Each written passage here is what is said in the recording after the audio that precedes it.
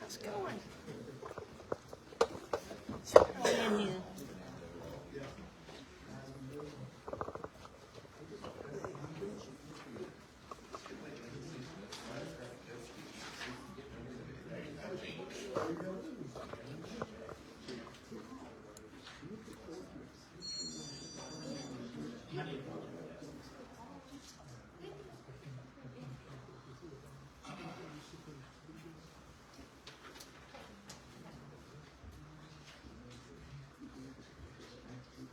Good evening, everyone. Thank you for having your attention a minute, please. Hey, you sneaking in? I'm sneaking in. Okay. Yeah.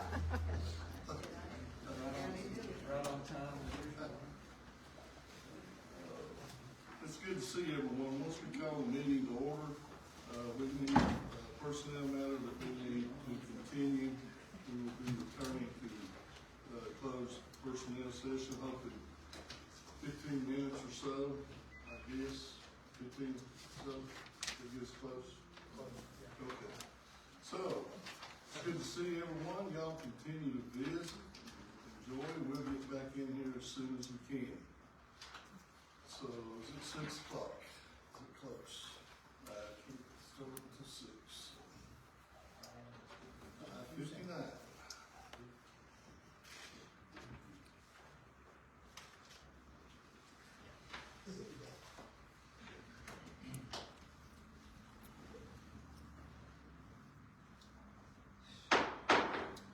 Again, good afternoon and welcome to 2026. Good to see everybody. Happy New Year to you and your families. This time, I'd like to ask Nathan, thank you for being here. If you could come forward for our invocation, followed by our pledge of allegiance. Everybody rise, please. Let's pray. Father, thank you for a beautiful day. Lord, thank you for being such a great God and sending Jesus Christ to die on the cross for our sins and the sins of the whole world. Lord, we thank you for our town, for the government of this town, the leaders of this town, and our state and our nation. Lord, you told us to pray for those that are in authority, for kings, and those that make decisions that affect our lives, so we can lead a quiet and peaceful life in all godliness and honesty. So we pray that you bless with wisdom tonight and all the decisions, all the circumstances, all the discussions, and may Jesus Christ be glorified. It's in his name we pray. Amen. The pledge of allegiance to the flag of the United States of America and to the republic for which it stands, one nation, under God, indivisible, with liberty and justice for all.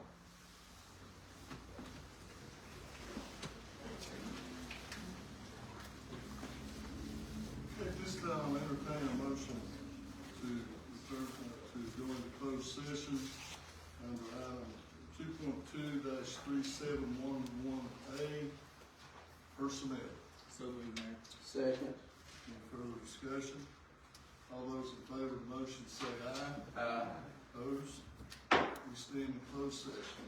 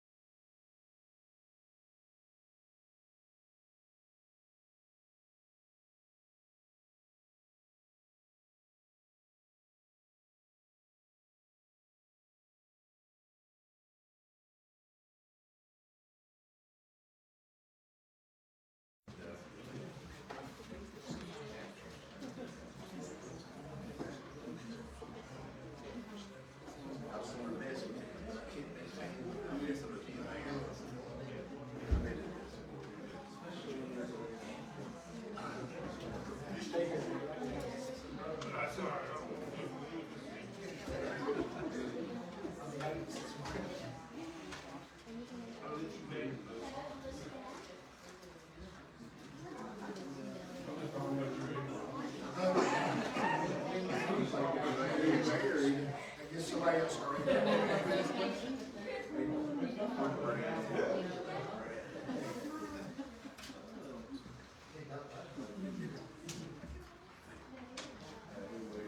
did you get Diane?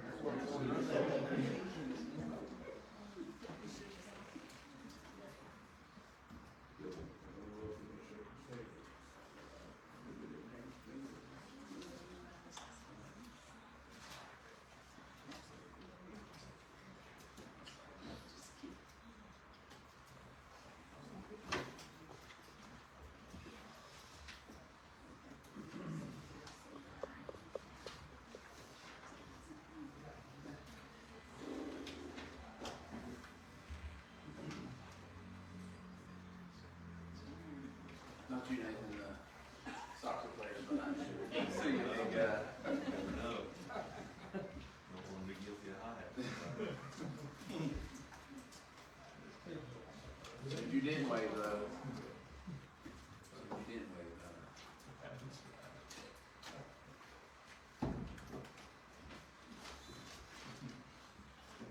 Mayor, I make a motion to come back into regular session.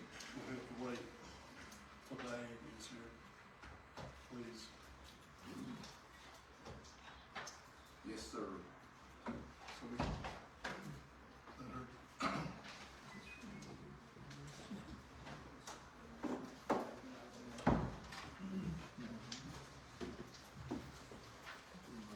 Mayor, I'll make the motion to go into regular session. Is there a second? I'll second that. Any discussion? All in favor say aye. Opposed, same sign. Ms. Nunnally, would you administer the statement? Yes, sir. Virginia Code 1950, Section 223712D. Do you certify that to the best of your knowledge, number one, the town council in its closed session only discuss public business matters lawfully exempted from open meeting requirements under this chapter? And two, that only such public business matters as were identified in the motion by which the closed meeting was convened were heard, discussed, or considered in the meeting by the town council. Any member of the town council who believes that there is a departure in the requirements of clauses 1 and 2 shall so state prior to the vote, indicating the substance of the departure in their judgment is taking place. Mr. Lynn? Yes, ma'am. Mr. Lambert? Yes, ma'am. Mr. Kegler? Yes, ma'am. Mayor Doty? Yes, ma'am. Ms. Jackson? Yes, ma'am. Ms. Fields? Yes, ma'am. Mr. Gilmer? Yes, ma'am. Chief Justice? And Mr. Yes, ma'am. Short? Okay, have a motion, anybody have anything they need to add to the agenda? Have a motion to approve the agenda as presented, I'll make the motion. second, I'll second. all in favor say aye. Aye. Opposed? We have all received the minutes from the December regular council meeting, everyone had a chance to review those. Have a motion to approve the minutes from December 8th, 2025. So I'll make that motion. Is there a second? I'll second. Further discussion? All in favor say aye. Aye. Opposed? Mr. Short, do we have any additions to the financial reports? No, sir. Cameron? Mayor, the financial committee does have recommendations or considerations for the council. We can discuss those under committee reports later, but I'd like to move forward with approving the December accounts payable as presented. Is there, we have a motion, is there a second? I'll second that. All those in favor say aye. Aye. Opposed, same sign. How's our planning commission this evening? All right. This time I'll call the public hearing to order between the town of Lebanon and our planning commission. And we will turn the meeting over to the chair and her members.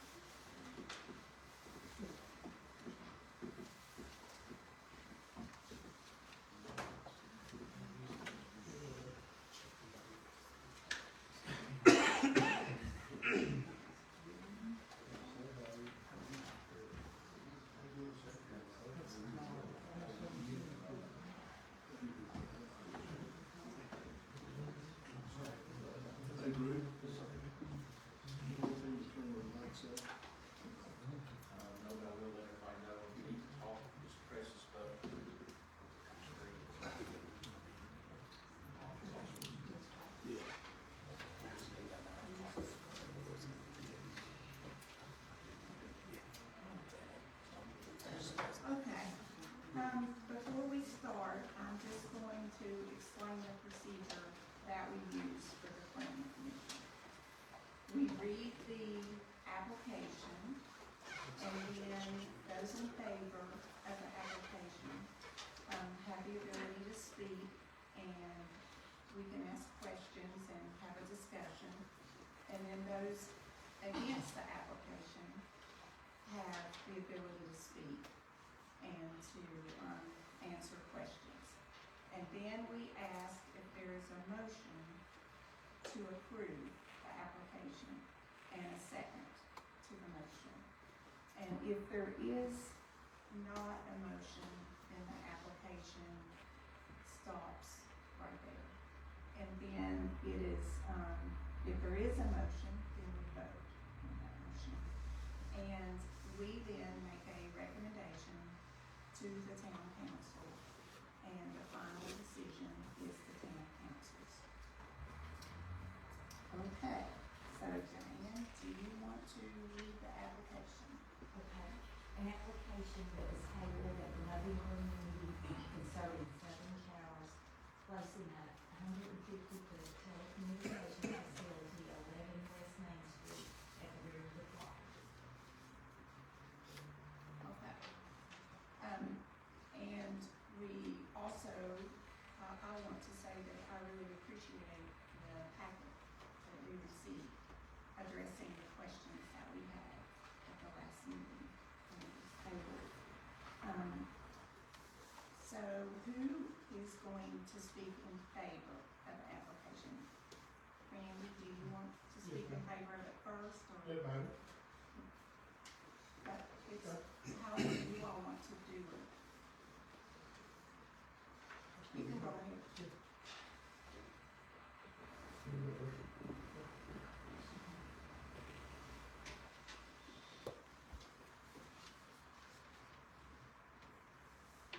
Hey, everyone. My name is Tammy Rowland. I'm the agent. I was here for the November meeting.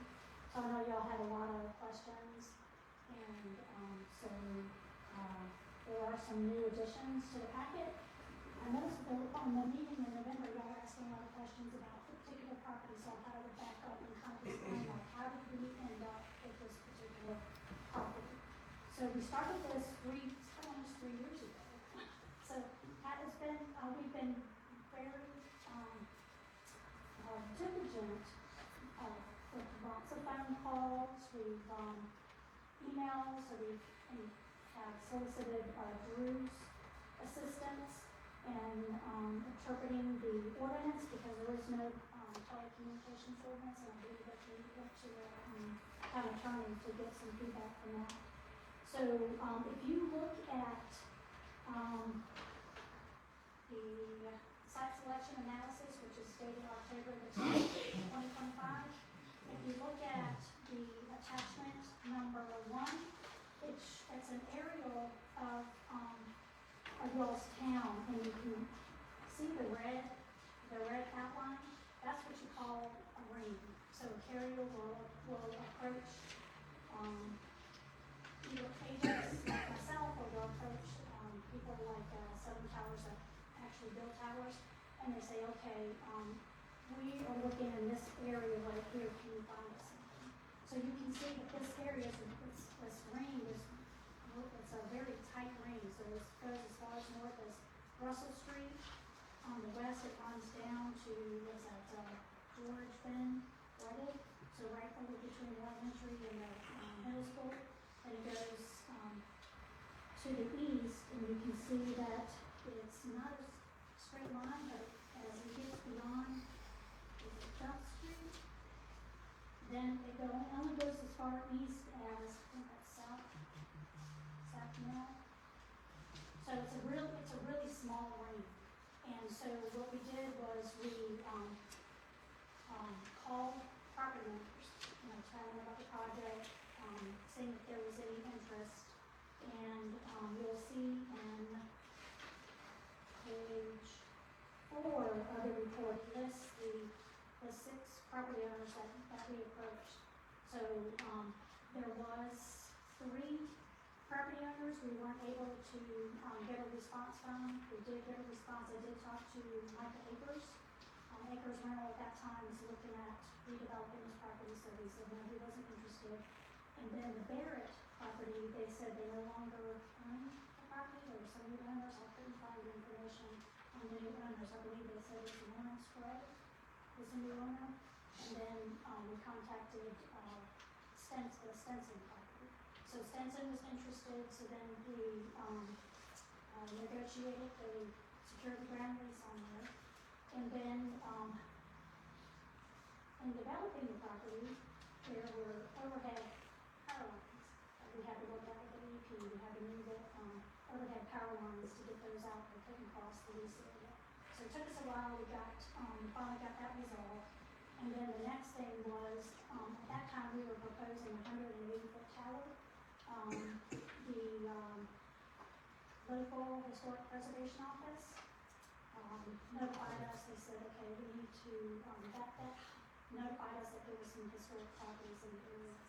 So, we had a conference call, Drew participated in that because we were trying to mitigate what we could, the height that we could approve.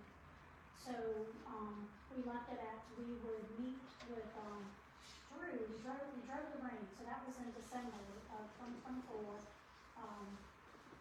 Southern Towers, myself, met with Drew, I think it was probably about April, the end of April. We actually drove the ring, because it had been a while, and it had been, at that point, to 2025, it had been 2 years. So, we, drove the ring and said, okay, this is where the area is, and then, he drove us out to this, water tower. I think that was on Cleveland, 586 Cleveland Road. So we went out, so then we looked at that, and then, went back to the office, and that's 0.6 miles north of the northern part of the lane. So then, met with Verizon, trying to determine, we're like, okay, we're having a conversation with them, we're gonna come out, maybe it's not gonna get approved. What is the lowest possible height that you can go in order to reach your objective that you're looking for in this room? So, on that particular property, so then they came back with 150. So that's, all of that we did all of that before we got to the point that we are here. We tried to contact other property owners. The Stenson property was the one that we were able to secure an agreement with the commercial property, because we did have to take this on the commercial property. So, some questions that y'all raised were the height because of the, hospital. And so, at any time that you do a, telecommunication tower, we have certain federal agencies you have to work with. So the FAA is one of them. And one of the new, reports that I have with the application is the FAA determination. At that time, it was filed with the original height of the tower. Alright, so if you, that one would be the determination of no hazard to air navigation. That's the report that's dated August 25th, 2025. So right below where they list the coordinates of the tower, it states that, that the study revealed that the structure does not exceed obstruction standards and will not be a hazard to air navigation. And then the other question, was raised about whether or not it's going to be lit. And so in this report, the FAA determination, if lighting is required, they would specify, telling you what type of lighting it has to be, where that lighting has to be. So based on the report from the FAA, there's no lighting and there's no obstruction. And then another question that was raised was about the safety of 5G. So Southern Towers hired an RF engineer to provide the sublight engineering RF exposure assessment. So basically what he did, the RF engineer did, was he told you what type of requirements they have to meet for safety. And then, and then he told you what type of antennas and the frequencies.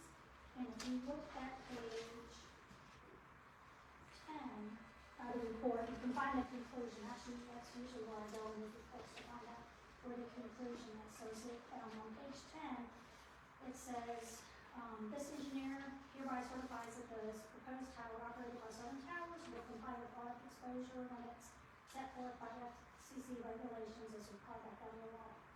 So, if the tower does meet the safety requirements, and then, the other was where they were looking to include, coverage. Donnie, did you want to talk about that? About fire exposure, coverage map?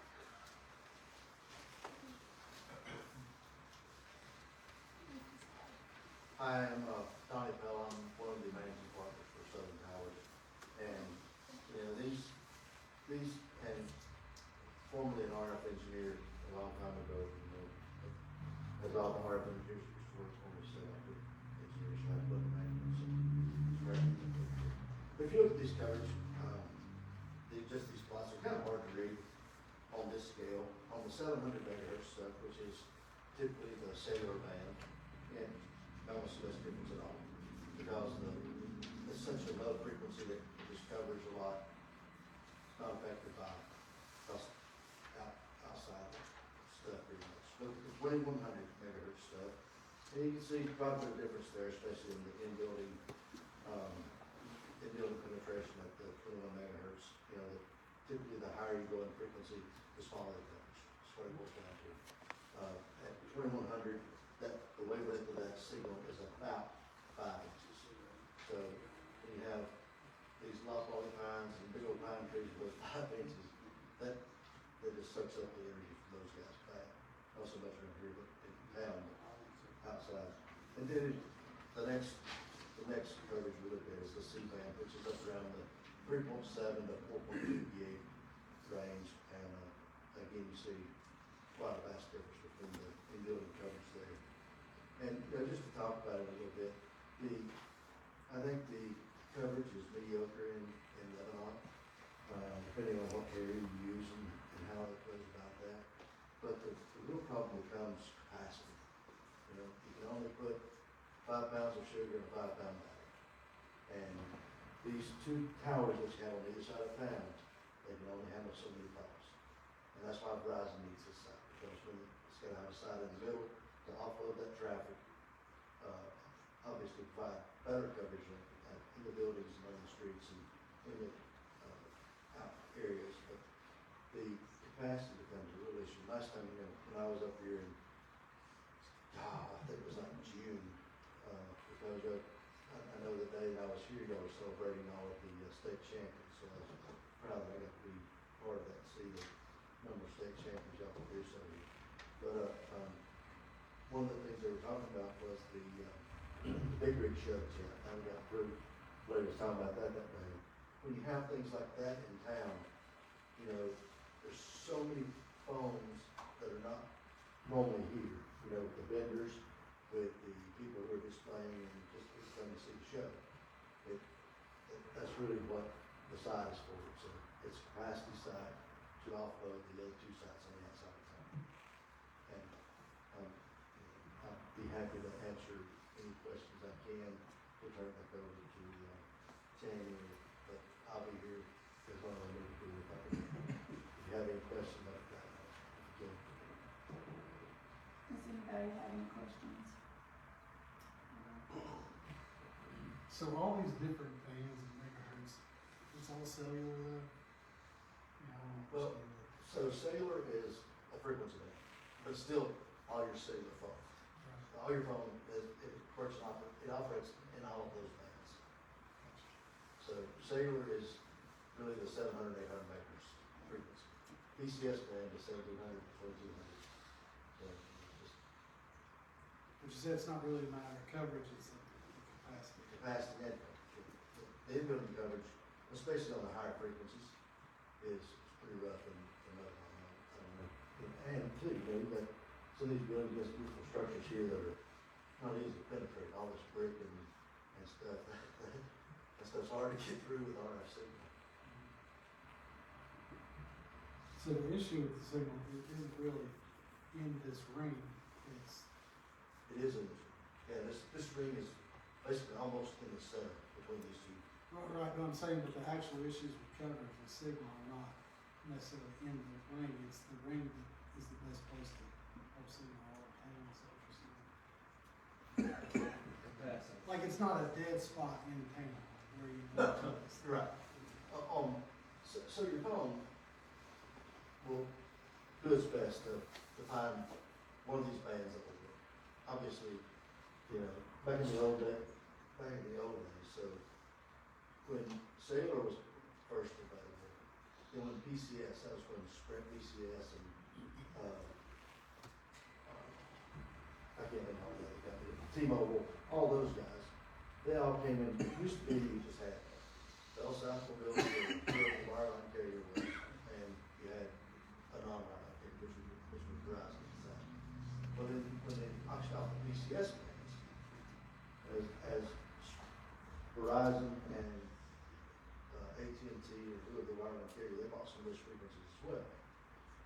So your phone would then, when it would screen, if it saw a PCS frequency, it would go to the PCS frequency first, keep those safe, because some people's phones at that time didn't have cellular on them. You know, if your phone was a couple of years old, you didn't have any PCS frequency, so it puts you off the PCS frequency. So it still does all that today. It tries to find the best signal they can put you on every time. I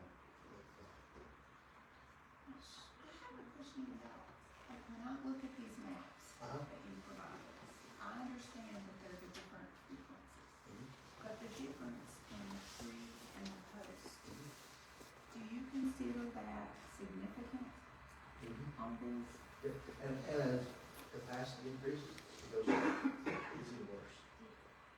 This has no capacity overlay on it. This is just straight physics RF.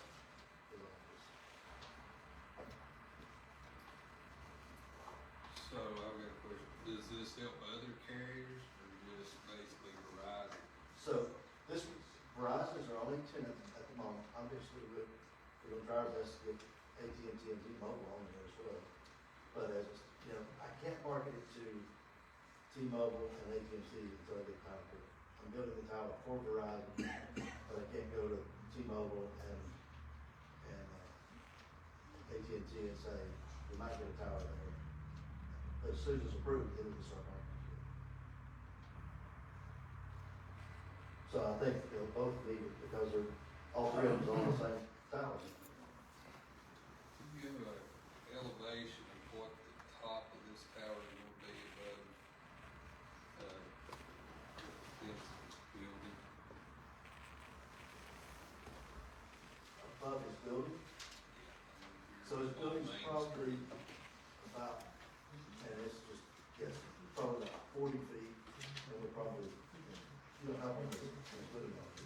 No, but they did take them from certain, Specifications? locations. Yeah. So we have to make them yours. Yeah, we got a couple of pictures in there that are simulations. But so, it's going to be about probably 40 feet tall, and we're probably another 5 or 7 feet behind that. So we're probably somewhere about 100 feet above his building. It's like a 20-foot elevated pad I seen over here. There's like a 20-foot elevation pad. Instead of being flat on his parking lot, in fact, it was a 20-foot elevation. And that's underground. No, it's underground. That's the foundation. Yeah, that part of the underground. We'll be pretty well level with the ground. Maybe 3 or 4 inches. I know, trying to read through that report on the health concerns, emissions. Yeah. And I know primarily, from what I can read, I'm no engineer on that, kind of goes up. It is. But I guess I was thinking, you know, the school, you know, is higher elevation than that. But it's quite a distance away. So it dissipates really quickly, and about the only place where RF is concerned is if it's on, if we actually put the cell site on a rooftop and antennas are up there. You know, because there's, if you didn't go up there, walk on the rooftop, you're in very close proximity. Even though you're behind the antennas, which is completely safe, let you stay behind the fence, but you always have to put signs up there, look in front of the back. It'd be hard to get out there if there were 50 foot over parapet walls and. On this picture on page 9, where it says that the blue indicates areas that may exceed the FCC's general public exposure limits. Are they talking about the blue on the rooftop or the blue that is coming out at the top of the antenna?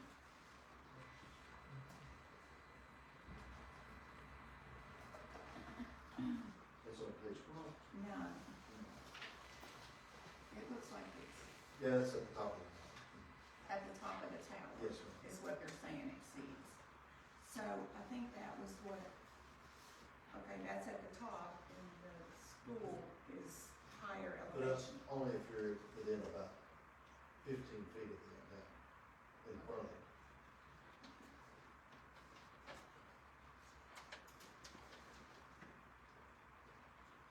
Do you have any more questions? What about setbacks and things for something like this? I mean, with everything around it, is there supposed to be certain feet from different, well, house? There's all kinds of residents down in there. Is there a requirement for that? I don't believe there is. No. But we will, place a fence around it and screen it so that you'll be able to see the equipment on the inside. We really want to do the best we can to, be good neighbors. We got a long commitment here that we hope to provide coverage for a long time. Well, it is a 150-foot tower in down there. Correct. And for that 150 feet, that gives us the ability to put the 2 other carriers on there. If we were, say 80 feet, it'd only be just a few feet above his building, and we just put the other carriers on, and then, AT&T and T-Mobile's been trying to find their, some of the town and build a tower somewhere else too. So we're trying to build a tower that will accommodate everybody for a long time.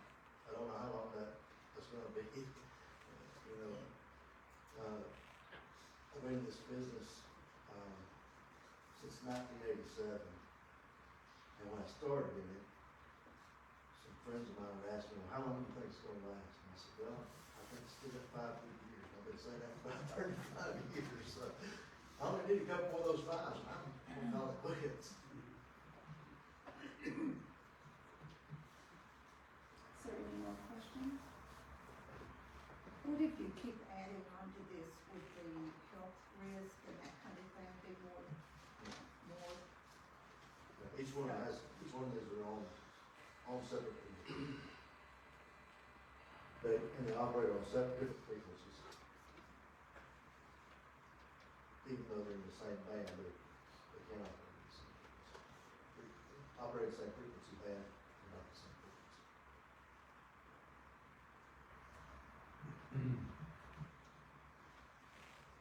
Thank you. Thank you.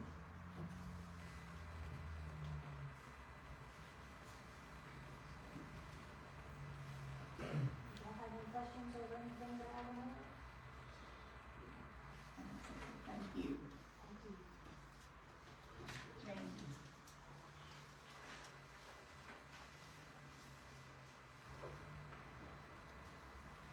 What, my name's Randy Spencer.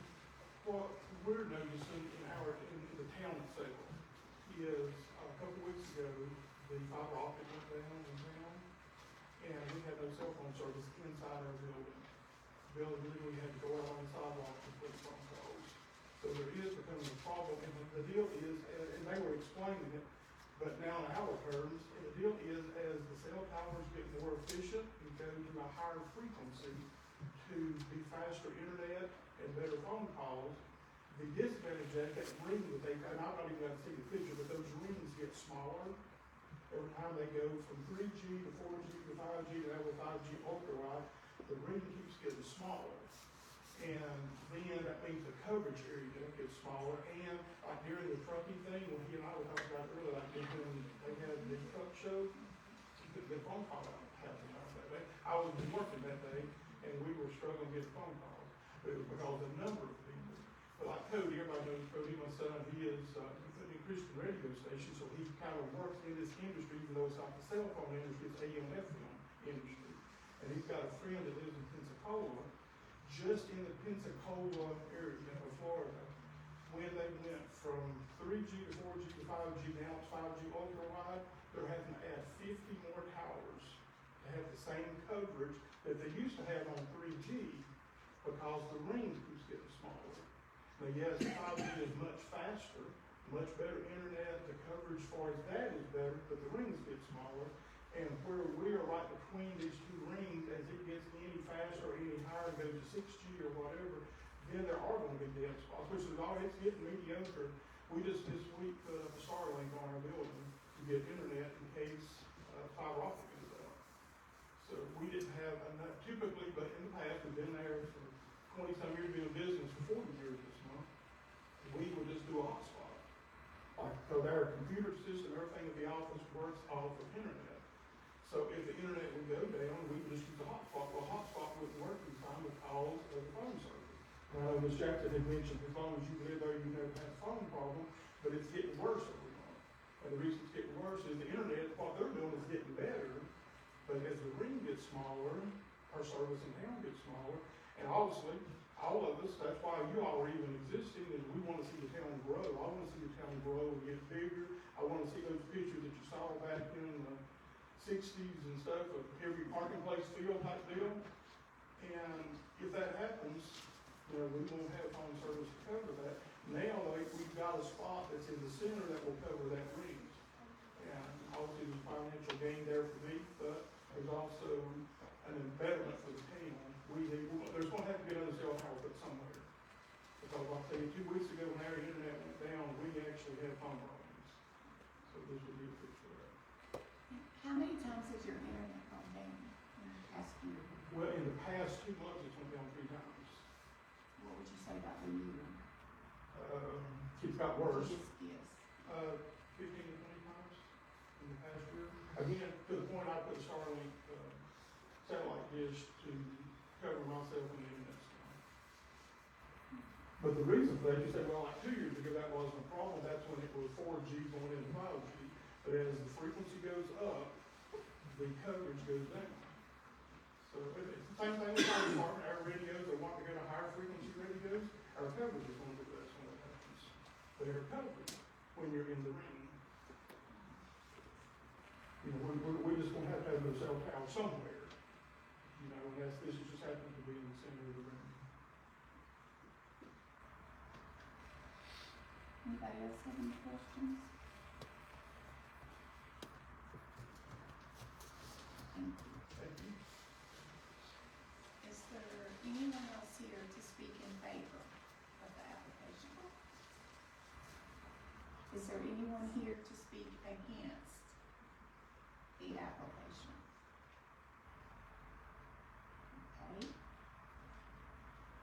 Do I have a motion to approve the application?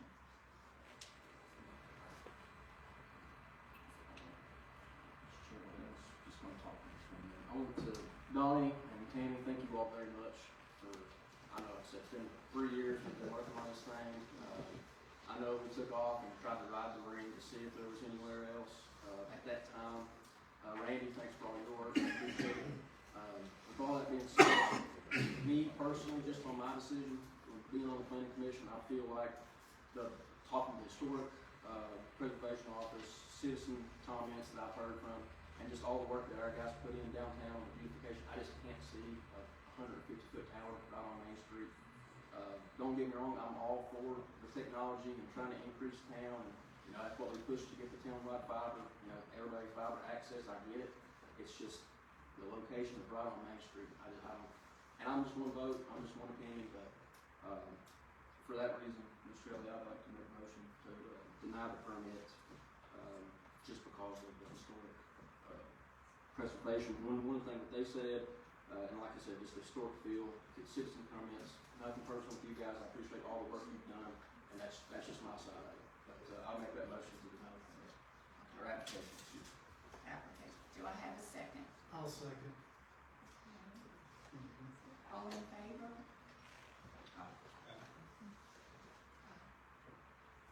All against? Denying that application?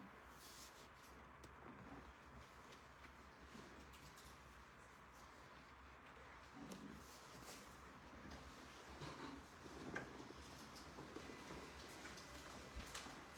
Council, that's fine, so.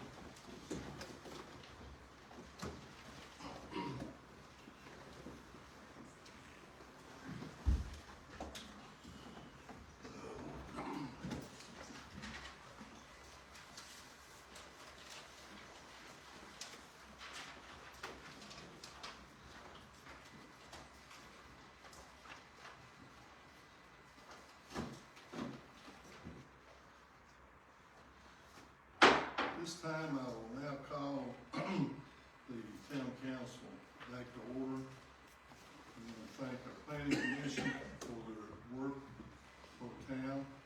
Thank those folks who presented here today. Madam Chair, you have a motion for a recommendation from the planning commission Yes. regarding this application. The recommendation was to deny the application. Okay. Excuse me. Do I have a motion at this time regarding planning commission's recommendation?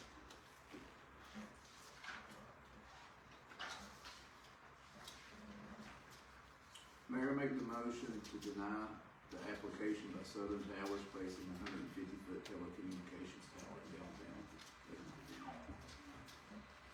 Is there a second? I'll second. We have a motion and a second. It's time for discussion. Is there any discussion?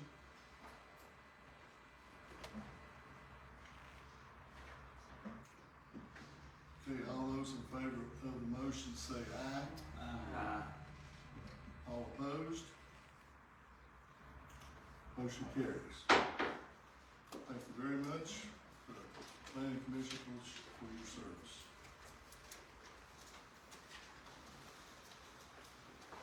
Okay, so we have some young ladies here.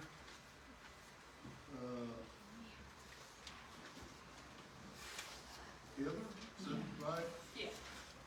And Ms. Heather, representing the Appalachian Soccer Association. Hello there, ladies. Welcome to the Lebanon Town Council meeting. So, in 2020, we were kicked off the school fields because of COVID. So we were fortunate to get the property, the IDA property behind the government center to play. And it was just gonna be temporary so we could come back on the school property, but it worked really well for us. So we've been out there ever since 2020. That site was built for industrial development, not game fields. We've wrestled with the soil for years. You guys were very generous with us, I guess 3 years ago maybe, provided us money for seed, and we seeded it. Actually, we had quite a bit of maintenance seed left over from that purchase. We put the last of the maintenance seed down in this past spring, and it did really well. Well, the situation arose last week. The IDA was putting out that settlement structure there adjacent to the fields. It was really good soil. We needed soil. They needed to get rid of soil. It was a really good opportunity. So they placed some of it on our fields. We were hoping the town would provide us another grant or another purchase to purchase some more seed. We were $1,000. We figured $400 for seed, like $600 for mulch or for fertilizer and lime. And there'll be some maintenance seeding included in that. The U6, the U8 were pretty much going to be completely reconstructed with the soil reseeded.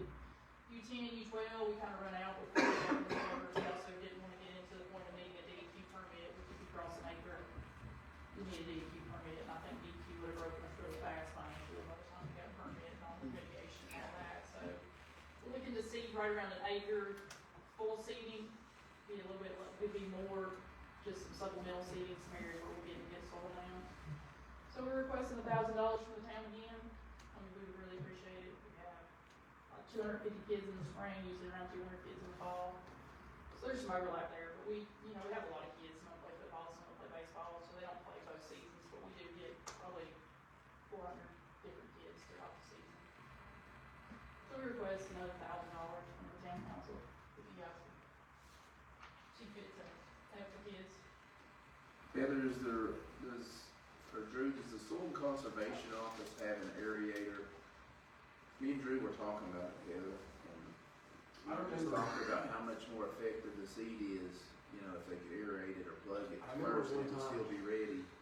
They talked about it, I don't know if that was like an expo, if they had it just for a little while, and they're gonna try it, or if they've actually got it and find it out. It'll definitely help before, to run that thing so hard, Right. it'll definitely help there. Preston did really last time with the scene in Preston. As a service, donation for that we just did through. But yeah, I mean, like the U6, the U8's not really playable this spring. The U6, I think we're gonna flip it to the side. I think U8, the high school's just gonna put it just this season out of the high school. We've got the field in the middle of the track at the high school we can use too. So some of the fields are not gonna be playable in the spring, and it's kind of a last minute decision, but if we have good fields for the next couple of years, I think one season of not having it all out there will work. Pre-K we can still have out there this year, but like I said, I'm working with the school to get U12 and U10 and probably U8 out of the high school just for this one season again. And he's I haven't officially approved it, but verbally, he's giving me okay on that. Which we've always maintained a presence at the high school, U14 has continued to play out there on the practice fields. Did we contract, the seating of that field last time, or did you all do that? You all just gave us a donation. Preston Breeding had previously been Collins Day at the time, so he did a lot of the application for us, just comped it. And I mean, if the town wants to do more, if you guys said we wanna try to get drilling, all that, I mean, we'll do whatever. We just, like I said, had the opportunity for some dirt last week, and we took it.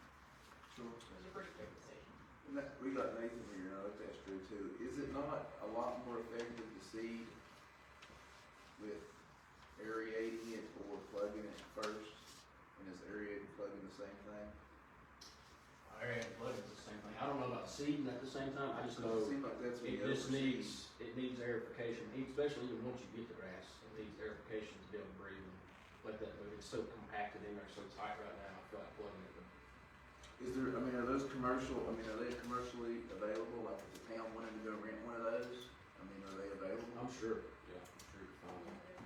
Is that a shell base, Mayor? That field? There's a lot in it. There's a lot of Where did the soil come from? That's what we've been talking about. Did it come when they built the housing development? The first, when it was first developed, yes, they had the upper hill there. Where CGI is, the ball field up there. Ted, does maintenance have an aerator? You remember? What about out at the, center right there in the, right down below where they've got, what is it, farmers, don't they have cedars sitting along the side of the road there? In the old parking lot? We could probably hand seed it. They're looking for something to plug in the aerators. I think Cat did it Well, one time. that's something that sits there that the farmers borrow Okay. to use. Use somebody. No. ASC. Yes, that's what I'm Okay, trying. ASCs. Yeah. Yeah, Siobhan said they had a cedar, I think they were gonna put on display out there at one point if we were able to, you know, partner together before to kind of give that spot a little rejuvenation. But, I'm interested in helping Heather. Okay. To me, I would want, I don't know that throwing seed is just enough. I feel like, you know, from my experience, you know, with how hard that surface is out there, even with Preston doing it 2 or 3 years ago, kids playing on it, I guess twice a year, 2 2 seasons a year. And Scott, that soil that came out of the detention basin, I mean, it's a really fine soil. So it's like whatever's left over from a rain event that settles out. And so if it gets wet, it'll pack really hard. And whether it's an aeration or it's just a rake that's run over it to give that seed somewhere to settle in, it needs to be addressed somehow to where the seed has a bed to sit in.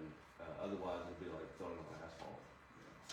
That's my thought. That's the concern I had there. I hate to just throw seed out.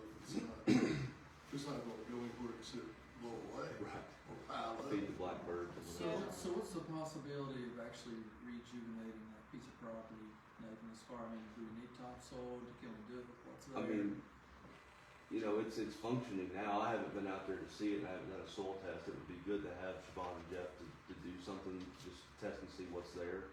I mean, some topsoil would be fantastic if you could get mixed in there. And but I know, you know, the material that comes out of those retention ponds, like it is a really tricky thing. And if it gets wet and then dries, it'll be just like concrete. It actually looks like a really good soil, what Yeah. came out of there, because I think it was pretty early on in the construction. Okay. We feel like, because it was growing grass on the pond. Yeah. We feel like it will grow grass, Okay. but we probably will have to blend it in and Yeah. definitely mulch it. Yeah. I'd suggest a two-pronged approach. Okay, First is you come and you've requested $1,000 for seed. okay.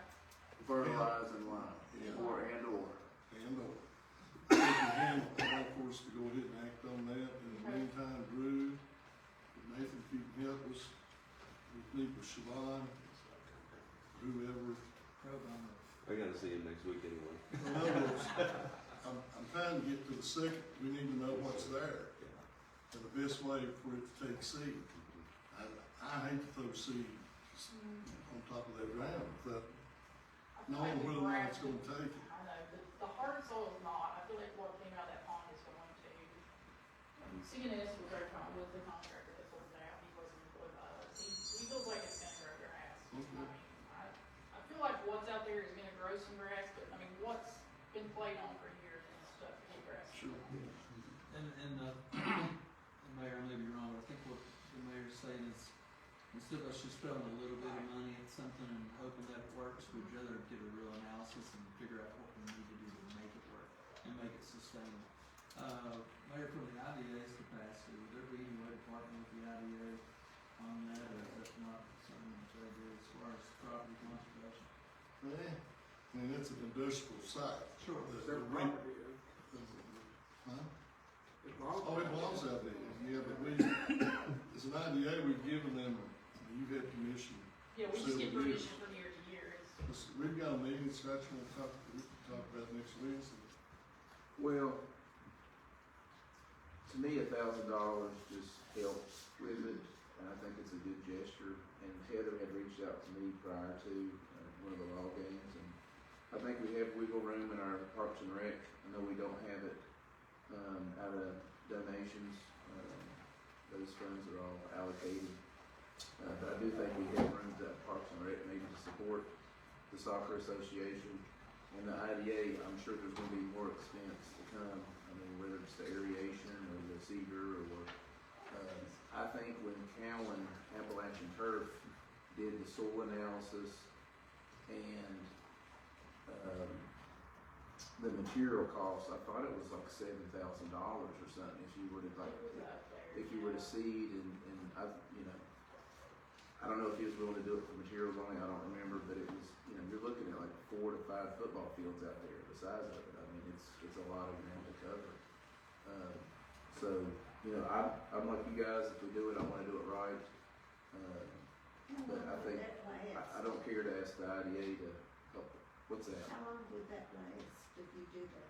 What's that? I mean, the field, if you do what you're talking about. the city. Well, just my thoughts, I mean, it wouldn't be worn out in 2 years. well, it's gonna continue to get, I mean, wear and tear, but, I think just foundation of more grass and get, you know, able to, get some of that rooted and that hard soil out there, I mean, it could be, you know, the difference in it, looking like it does at the end of the season and, looking a whole lot better, you know, holding up better through sidewalk project out there,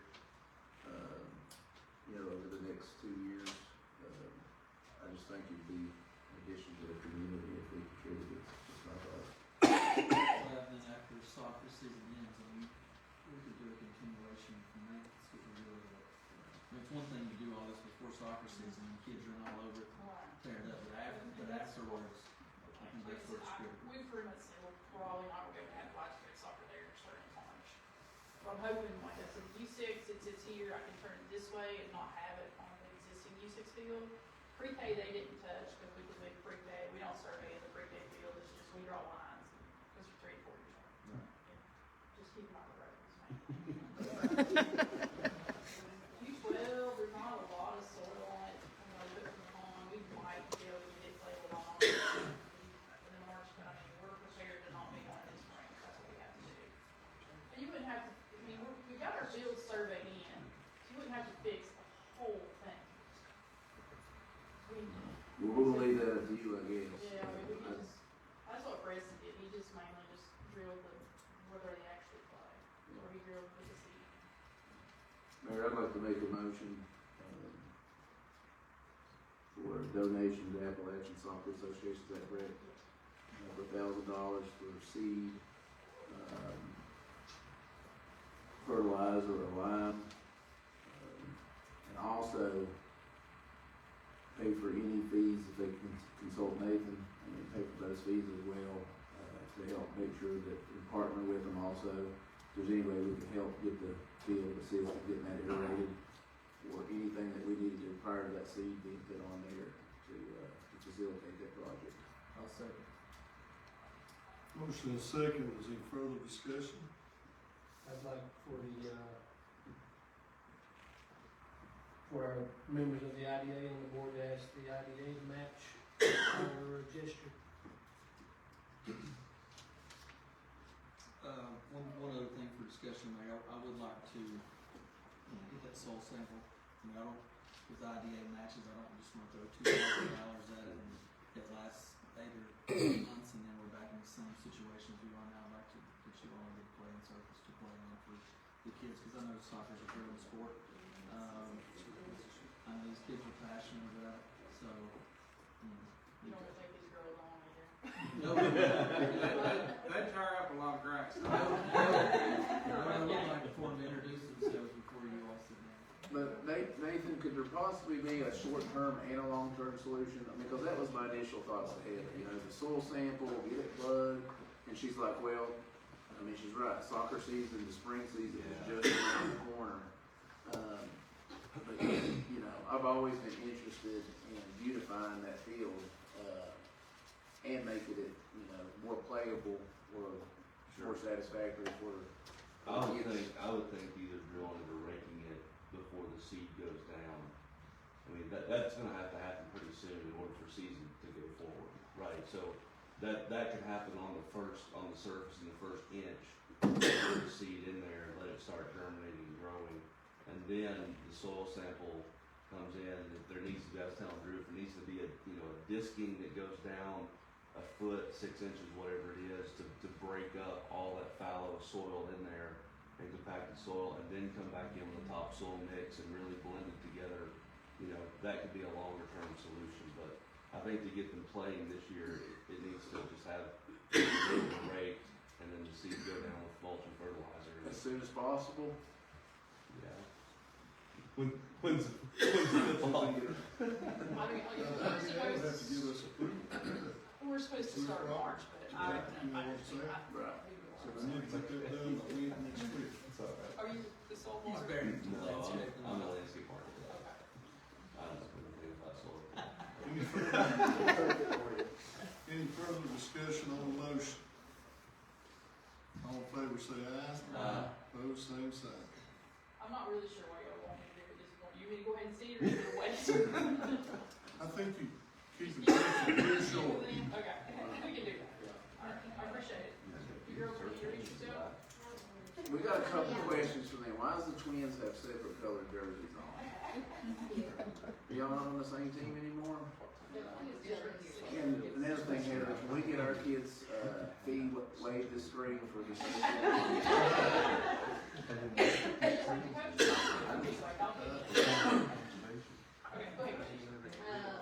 I'm Gabby, and I take soccer pretty seriously. I've been playing since I was like pretty little. She plays in Bristol as well, does a lot of travel soccer. Oh, okay. What do you wanna be when you grow up?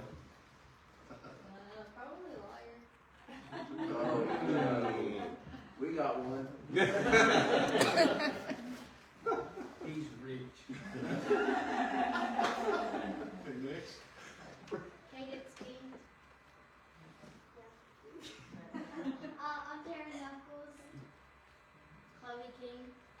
Oh, we have another one here.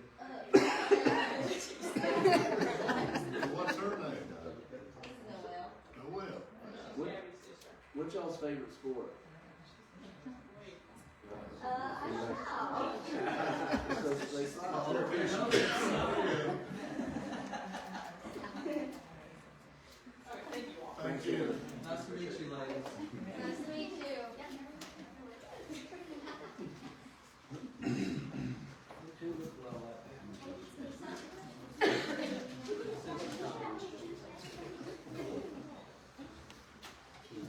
Okay, on the new business now. You ready, Miss Diane? We need to open bids for the West Main Street Streetscape project. Let's see.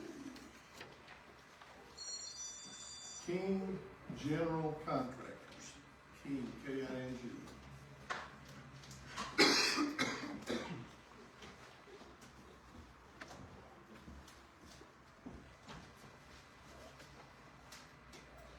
Said seal bids, it's sealed.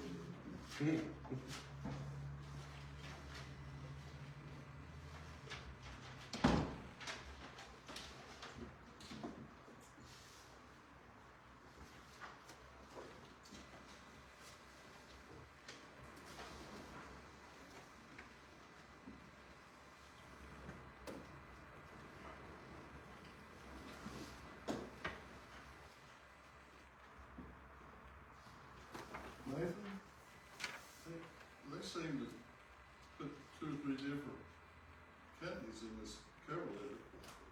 So they would be the general contractor, and they've got some subcontractors dealing specialty items, most likely. So who is King? King is the general, yes, sir. You have to come up there. Okay. Cause I don't see your name on that letter.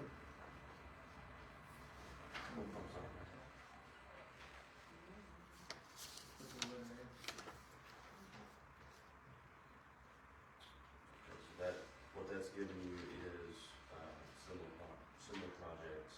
Is what that one is. There's the insurance and volume and all that.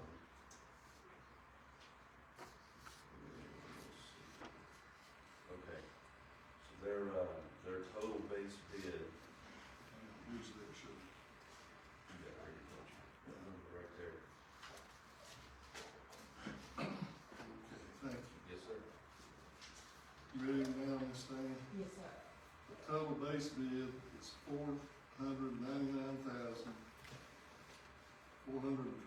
$499,426.70.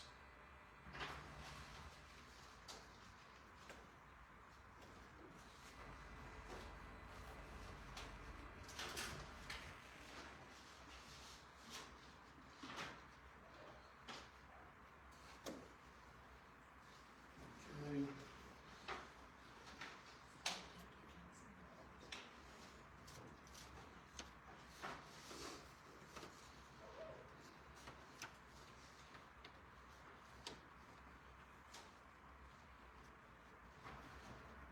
Barrington, does that sound right?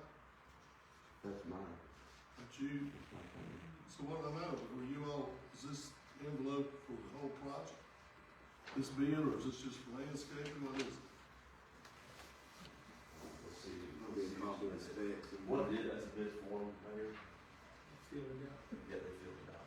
Give me the So, total, right under there. the total. Right there's your AAA lawn That's the company. That's the company that submitted the bid. And,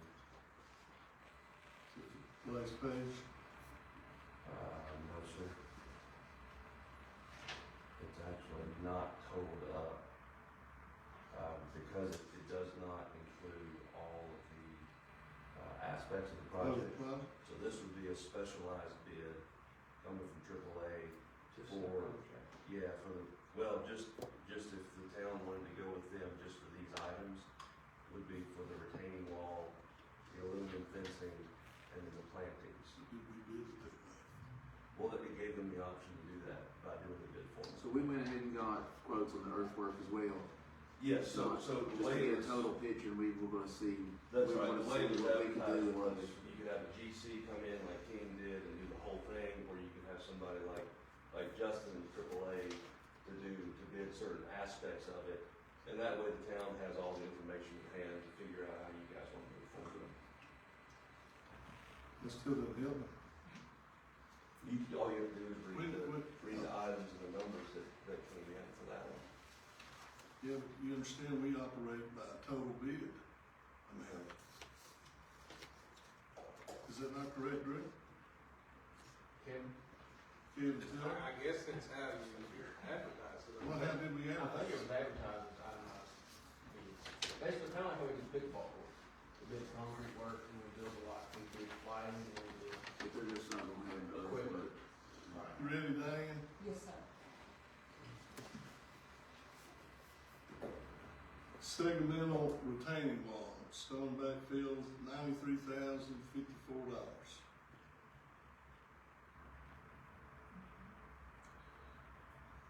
Aluminum fencing, $29,453.44. Give me that number one more time, Mayor. 29. $29,453.44.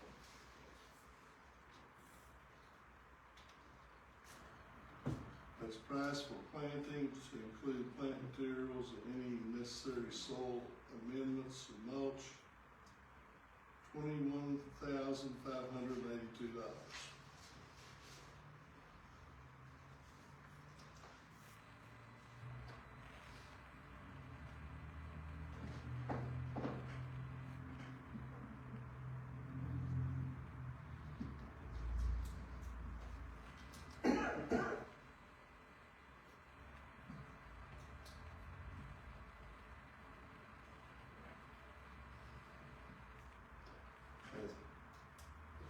What is that, right there? Is that landscaping? So this was just What is it? contractor's projected schedule. So what this is, we add this on the bid form, they give you your prices. So if we wanted to say, okay, we want to reduce the railing by 100 linear feet, then you can calculate how much that would save. Yes, sir. All right, and this looks to be landscaping sign, Winter King Hawthorne. Mayor, I don't think you need to read those out. What Justin did was he just gave an Oh, itemized list. it's total. Okay. Yes, sir. And that planting number, you've already given it, 21,582. So that's just a, That is just an enforcement. itemized piece. yes. You already have it. Okay. All right.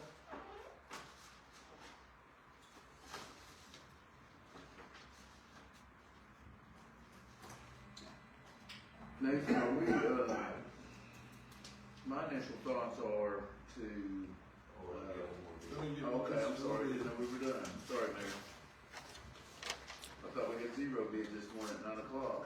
It's amazing how they come in. It's not a deadline. You ready, Diane? Yes, sir.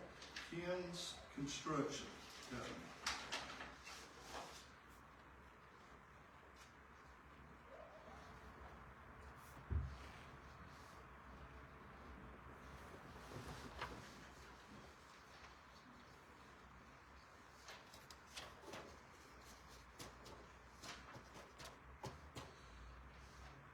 Okay.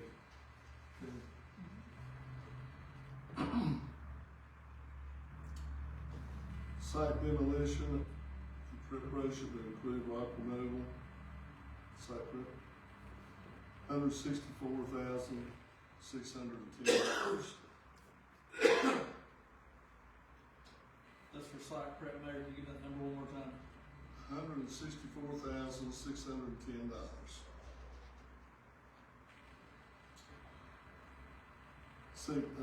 Proposal for segmental retaining wall, stone backfill, associated drainage, $107,012.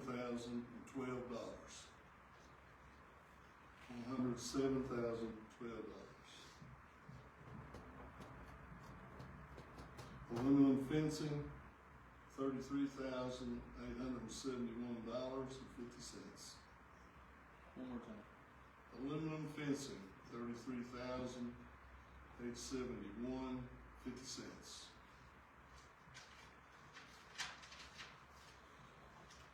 Base price for stone on the wall, $12,120.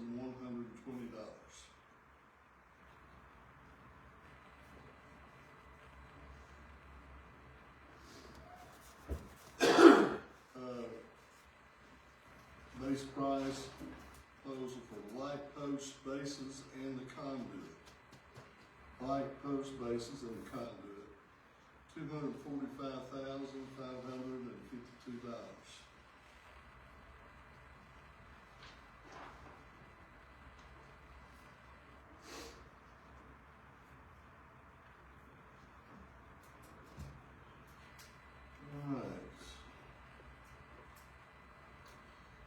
Base price for plantings, to include the plant materials, $27,820.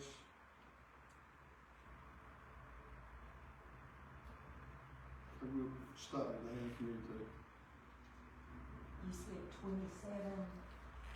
$27,820.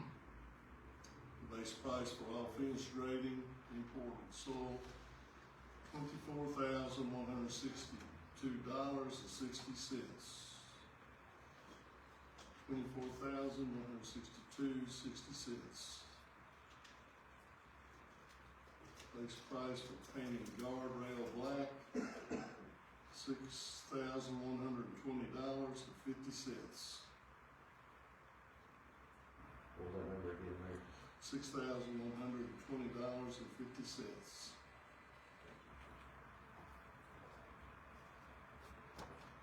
And then the base price for directional and wayfinding signage. Directional and wayfinding signage, $10,228.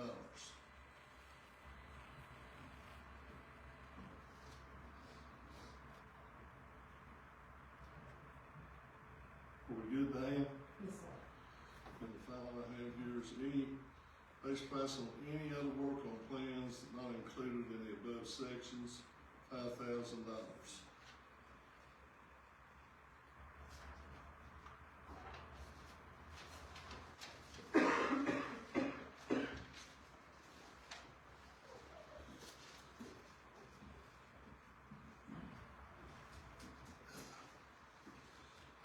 Mr. Taylor, Yes. we will need to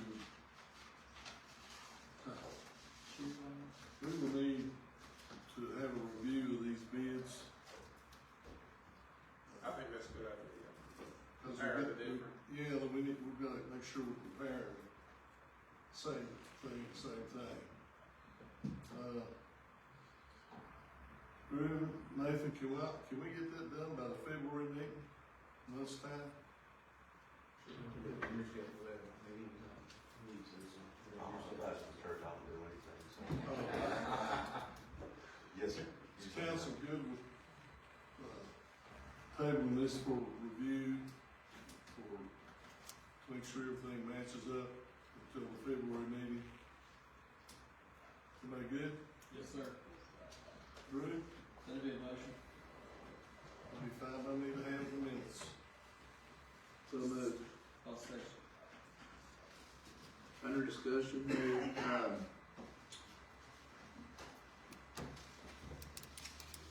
just my initial thoughts.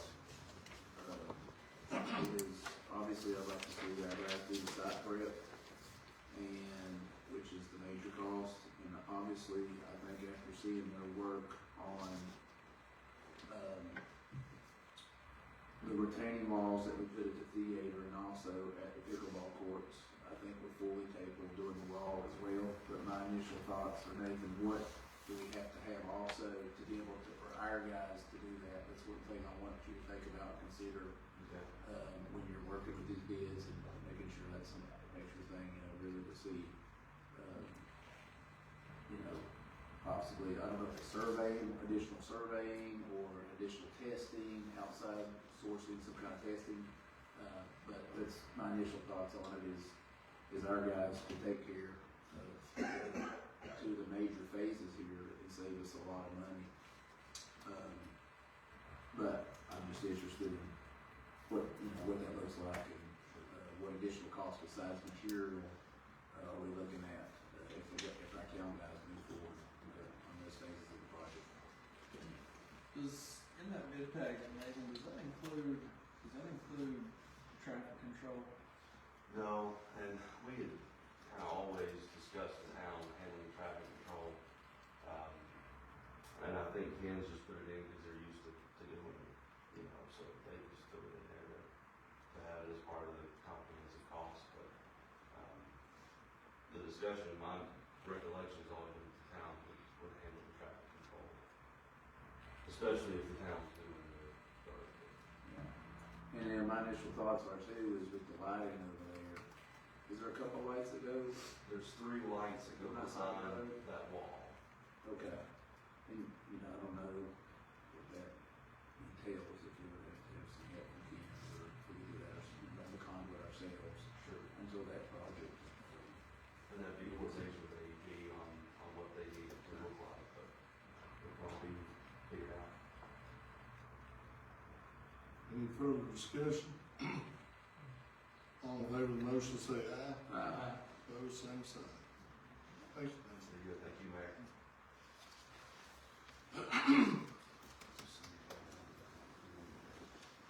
The next time there, I'm sure Lebanon, just as every other town in the Commonwealth of Virginia and city and across this country, we'll be talking about plans for our country's 250th birthday. Ms. Deanna, I'd like Parks and Rec to have a meeting to discuss input on things we might be able that we'd like to do to prepare for the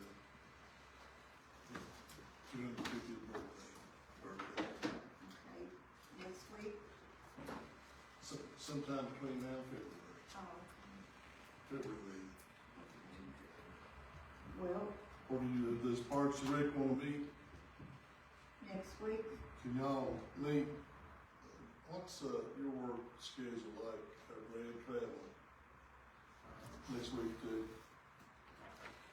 Pretty good? one to Tuesdays and Fridays don't look good. Monday? Can we just do it another Monday? Martin Luther King Day is next Monday. No, I didn't mean next Monday. 26 looks good at the moment. So we have a small business advisory meeting the 26th at 6. Sounds great. Before that. 5 o'clock. First Parks and Rec, we'll have that kickoff The meeting. 26th. Thank you.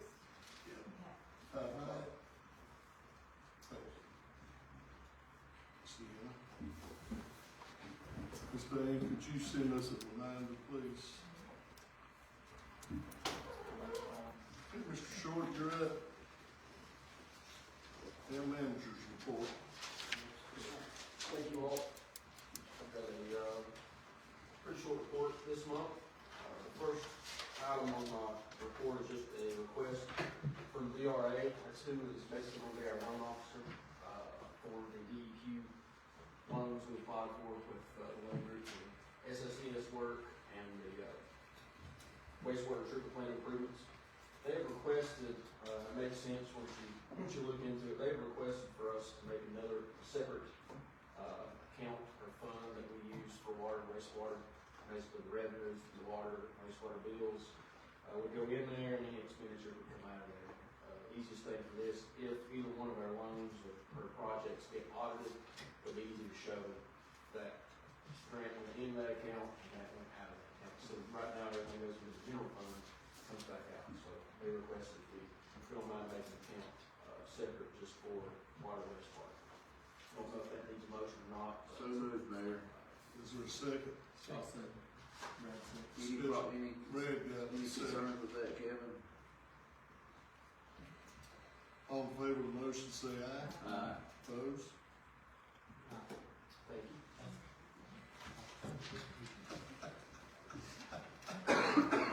Excuse me. Second item is the roll-off that we purchased from Worldwide. We decided to take that Sterling roll-off that's at the wastewater treatment plant to the auction in Alabama, that March auction. We will need to declare that surplus before we can take that auction on Friday. You have a description of the vehicle? Sterling roll-off, that's all I've got to. I'll declare that. I can probably, if you need me to take a break to get more accurate. Sure, we'll get it. You don't have more than one, do you? No, we don't. We have a motion and a second to declare that property roll-off surplus. Any further discussion? All in favor, say aye. Aye. Opposed? Pretty line in the minutes to put no more detail of what that truck actually is, your model. Yeah, I'll get that for you. And also, we've got, when we met at the supervisor meeting, Scott was there and discussed, getting that thing out. And Scott Heard. John met and see if we can get it started and get some brakes and everything else, make sure it can make that trip.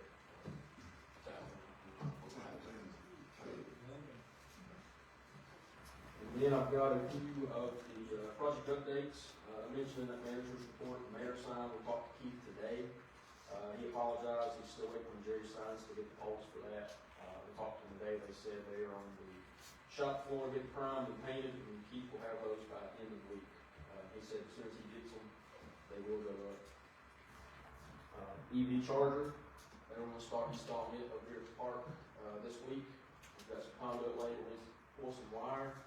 Since I last spoke to you about the EV charger, Alonzo called with the county. They actually got another EV charger that he was going to put at the county office, but he asked since we already had conduit, if it'd be okay if they just put it beside ours over here. So we have two EV chargers. That's what we originally. Originally, we applied for 3. They're going to have one here and 2 at the parking lot. But the 2 at the parking lot fell through. If we were having trouble getting power and Wi-Fi at the parking lot, we could have done it. It was just taking up more time for what it was. Maybe a motion to approve that second EV charger from the county. Put that in motion. Well, now, backing up, Drew, Yes, sir. now why did he Wait a minute. want to put that on us? Wait a minute. Let me get a second first.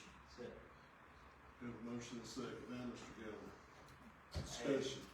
I think he was going to put it out to the farmer's market or the farmer's market area, and I think that's something you want to pull with work for. I think it'd be great to go to the farmer's market.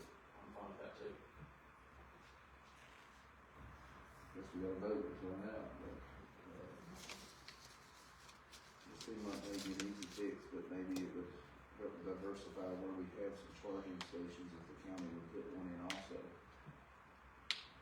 He has some, I don't know where they're going to different sections of the county. I think that may be one for that, so. You'll say it's ours. So, So if you want us to put one out there, let's put it out there. Well, I just We got one more. He's wanting to put his beside ours. we've got one going out here, but I'm not supposed to pay for one to go out there. The only one we've got to go to the park, is my understanding. Yeah, if we were to put the second one in, then we would have the wire and pull and all that stuff. If we're not gonna put the counties beside ours, we don't need to put it anywhere. I don't think we need a second one in our park, that's just me. All right, so the motion, read it back, Dave, please. Motion, to accept the counties to put it over here at the park. Beside the. Motion and a second. So do we think we need another one over here? No, what's that? It won't ever hurt if it's free, and we'll be putting bill for 50 more feet of wire. The conduits are even. Right, spare wire. Yeah, all the work's Spare there. wire and 2 off of it. Is it gonna match what we put in? Is it gonna look like? That's what from the same grant, so it should, we'll see. I'd just like to get a little bit, well, And if you don't pass have the any, buck for it. don't make a decision on it at all, we can wait till. There's a motion, I guess we'll make a decision. I have a motion and a second. Any further discussion? All in favor say aye. Aye. Opposed? Opposed?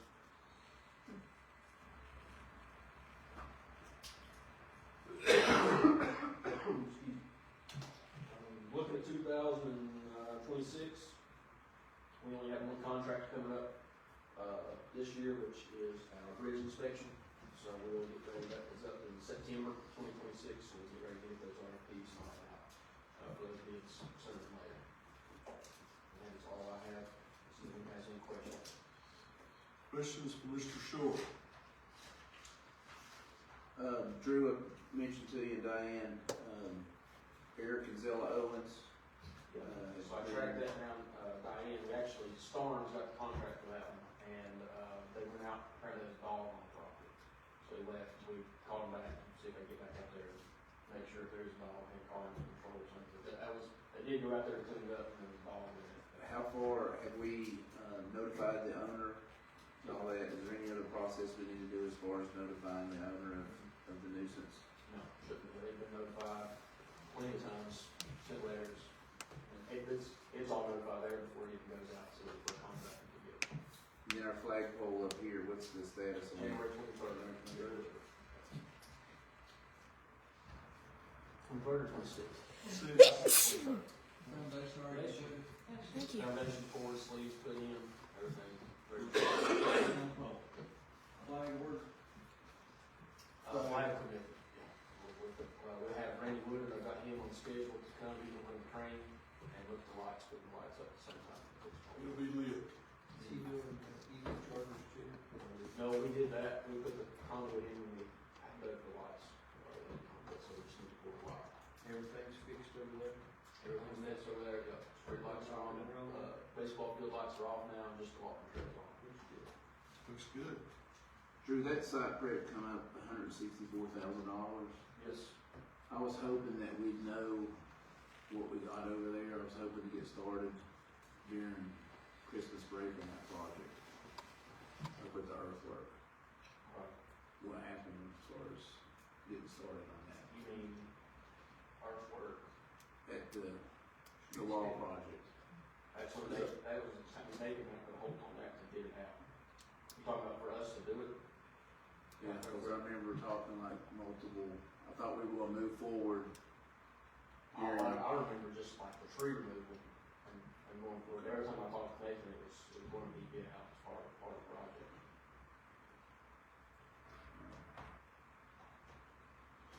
Anything else? I thought we were going to do as much as we could on that project. Well, I mean, we don't have any plans to be able to do that unless we're just gonna get in there and dig and pull out and see what comes up and we pull it out. As far as plant construction documents and all that, that all went out for bid. I think Max, didn't he guide us on that?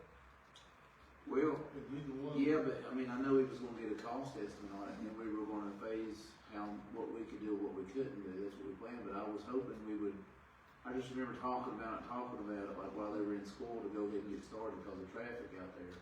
And I remember talking to Billy, like he thought we could bust it away, and he even told me something about,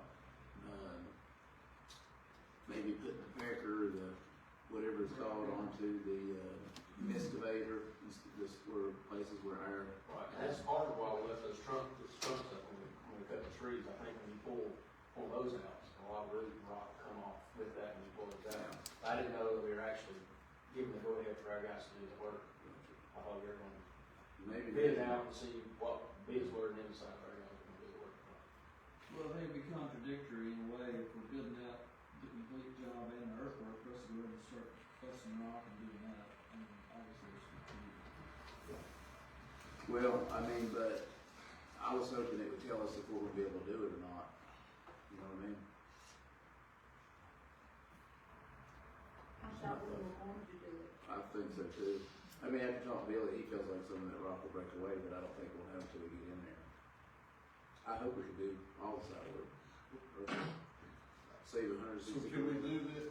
Are you saying we can go ahead and do this? I wanna turn Drew loose and get in there and see, I mean, I don't wanna obstruct traffic, you know, during busy hours, but I'd like to see, we need to get in there and see what we can do. I mean, if we're gonna be able to bust that rock up or not ourselves.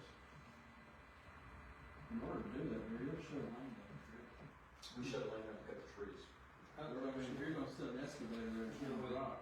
Yeah, There's no way you can do it without. What we did is we shut the lanes down and let traffic coming east, or west, continue west, and so everybody east through Crooker. Come back around that way. Through by the school? Mm-hmm. Did we use a flagger, what we used? That's gonna be a drawn out process, we may look into it. We will look into renting Is that? electronic. Traffic control. That's gonna be it. We're not doing it, that shut the lane down. Well, we had the brush truck parking lot, so. You and Melly can do it. There's actually 3 lanes there, kind of, that turn lane goes into the So what do you think, Mayor or Brad, is there any way just to do some core spots to see if we think we're gonna be able to do it without, you know, really starting on the project? Because, I mean, that's kind of, and I guess maybe we should have Billy here to talk about it, so we're all on the same page, but I that's. think they could deface some of it, but my goal would not be to dig in deep and then have a mess for a few months until you Yeah. decide what to do with it. I wouldn't want that. Yeah, you know, some of that rock's a little unstable anyway. I'm Well, afraid we'll disrupt it. Make it, yeah. That's just me. I'm not fixing that roof rock too, That's until we do get to it, but. Okay, well, we can, guess we wait this long, we'll wait another month and. This project needs to be spread over 2 fiscal years, so we just need to make sure we get started on it and be able to put half the budget into this fiscal and next and not all into next budget. Should we talk to Nathan? See if we, well, I mean, does he have any idea how much, can we ask him what part of this project our guys can do? You see, I thought that was kind of the reason for having the itemized bids, was to see how much they charge for this, this, and this, and what we could do Right. cheaper. I would say So, the first one you opened, I'd say in there it's pretty minimal, so And King's general contractor? they would turn in something. And I, like I said, I apologize if that's my misunderstanding, I'll probably wait on bids. I do know Nathan was nervous for us to pull those trees. Yeah. He thought the rock would come, so, I mean, that's probably one way to figure it out, if we'll pull those stumps, and then get roots in these rocks. how long do you think did you say, how long is it gonna take to compare these bids? I was just gonna see if we could meet and compare them, yeah. I feel like we're probably pretty close, I think Nathan's pretty detailed on this. But with that price, is there anything, I mean, we need to move forward with the site prep ourselves, right? I mean, If we could, that's what I'm asking, if we know enough from the review of the bids, I think, yeah, as soon as we meet Nathan, as long as we're good engineering wise and structural wise, I just don't wanna jump in there. oh, I understand that, I agree, that's what we're trying to do is get you you might need y'all work at night during. to it, we're trying to get you to a point where you can do that, right? Well, one thing In is, spring break. There you go. well, I mean, anytime. Summer break now. Anytime you have school off, because one thing you gotta be mindful of is, when you shut that lane down, and you divert all this traffic back between the middle school and the elementary school, that's already congested. Yeah, that, we did it, like, I think we started at like 11, went from like 11 to 2, to make sure it was all, which that's just trees. Right. This is gonna be a lot more. What I'm basic. saying, when we start, I mean, Be a lot more cleanup. well, it's not work, I mean, it's gonna be, I mean, that's gonna be shut down It permanently. probably need to be something more along, involving Newcastle instead of. So it's not- around behind Newcastle, out of this intersection. I think so. Not only that, I mean, we're trying to figure out if we can do it. I mean, these contractors are figuring out if they can do it, they know what to do. Right. You know what I mean? And if they see it's gonna be harder than, you know, what type of rock that is, then they have the equipment to come in here and take care of it, whether they drill it and put that expanding whatever. Crank it. Yeah, without shooting it. and that stuff just falls off in layers once it expands, but still, I'm sure it's a place to just, All right, anything else? Yes. Sorry, had my box, down here, I still have to bring it up, I forgot to bring it up. Chief McCoy has some requests in his packet, for a few things. One of the requests with the MOU, I called him this morning, he said to just table it in his mind, for February, and he could come to the February meeting and explain it. I think this one, they had a chief, I think he had a department meeting tonight, so he couldn't make it out there. Said it was no urgent matter, pressing matter to put anyone on the table for February, he wouldn't meet and explain that to the council. But he has two purchase requests in here. One is of the, see if I can find it. It's in front of his report, actually. One is for the, I think it was F-34, the ladder, the cylinder on it, hydraulic cylinder on it is messed up. They sent me this quote at $5,942. Sent him back earlier in the week, anything over 5,000, he needs multiple quotes for. He said he couldn't find any more quotes that worked on fire trucks. I had Billy see if we had any guys that work on some hydraulic cylinders on our stuff, but we didn't get hold of anybody for additional quotes.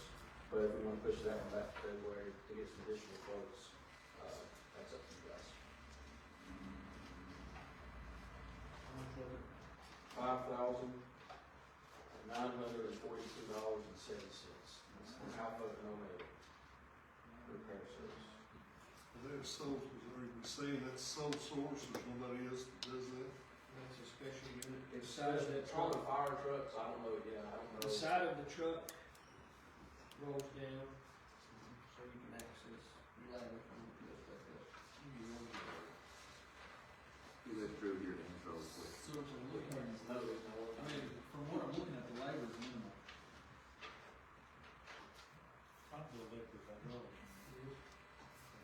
So we're looking at 2 hydraulic units, and looking, Scott Ross says that? That's what we were trying to get today, or really want to some hydraulic guys that they work on. But we weren't able that quick, we weren't able to shoot those.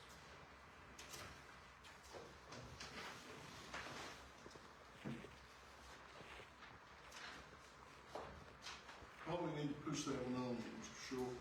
Okay, two more quotes. Try to get, make sure we got 3 quotes.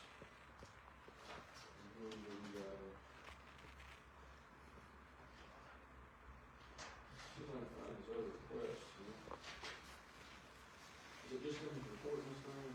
Okay, there it is, invoice.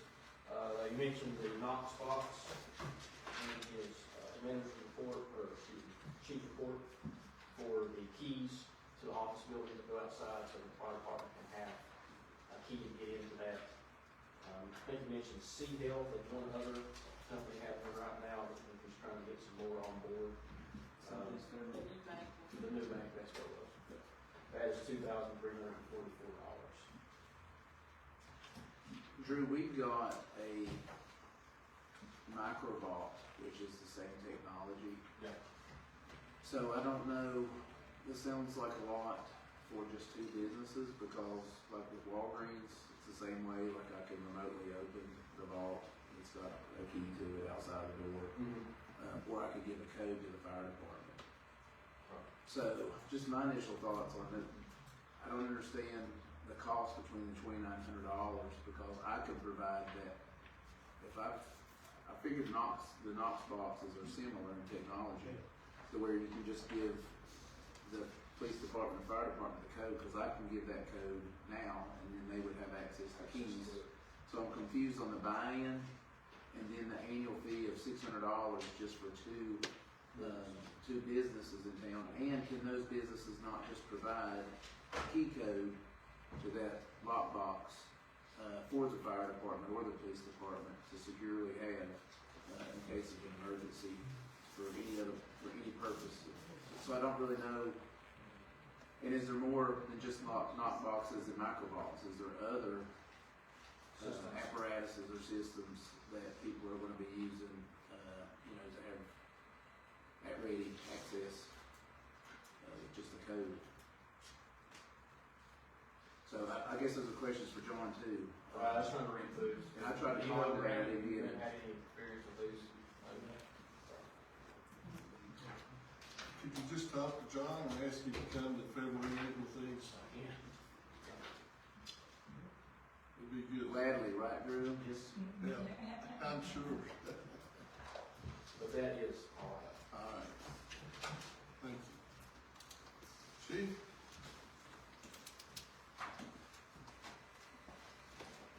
That's good. You did. Thank you, Chief. Thank you. I didn't push my button. Okay, I'll be quick for you, time. So just let you know the numbers for December, we had, 26 total, summonses, warnings, we had 9 total arrests, 7 misdemeanor, 2 felonies, 9 responded to 9 total motor vehicle crashes, 1 arrest, and 12 total assist motorist calls, and a total of 447 total calls and service. Some of the stuff that we did also in December, the Christmas parade went well, shopping cop went well. We want to thank you guys for that, for all your help with that, donations, and for the work that you did with Walmart on security and more funds for us. We were able to take 20 kids, and it was right about $300 per each kid, so they enjoyed that. We did a movie after that in the theater, so I think you guys got your eye on that as well. Other than that, everything pretty well, business as normal, we're going pretty good. We finally got everything finalized on that, mobile, digital, student side, and finally got the email back from him, I guess Tuesday, I guess it was, we finally got the email back, it's should be any day, should be ready to go, so we should have that soon. Business as normal. Thank you, Chief. Any questions for Chief Deskins? Yeah, Chief, I've got a question. I actually was just talking to the officers there one evening and was asking about those Durangos and how they were doing. And one of the concerns was with one of the units, at certain times the light bar and the radio system goes out simultaneously. I think we've had that looked at a couple of times. So the vehicle itself is great. It mechanically is sound. The vehicle is great. The problem is in the wiring somewhere. We have them wired here in town professionally, and the problem is in the wiring somewhere. And I mean, and I don't understand really because it's two things. It's the radio and the light bar at the same time. So it's got to be the ground or something for both of them. The company that wired them has looked them over. They say they can't find what's wrong with it. We keep taking it back and forth, So we've let them look at their problem a couple of different times. So is there a second option that we can send that in to? We've got it scheduled to go back in to the same company. The other 2 times they looked at it, we've taken it by when it's happened. They glanced at it, said, we can't find it, and so on. Now we actually have a schedule to go in to have them take it fully apart and chase it down. Are they charging us for that, or is that a warranty? They have it for the quick glances now. I don't know what they will for this, but.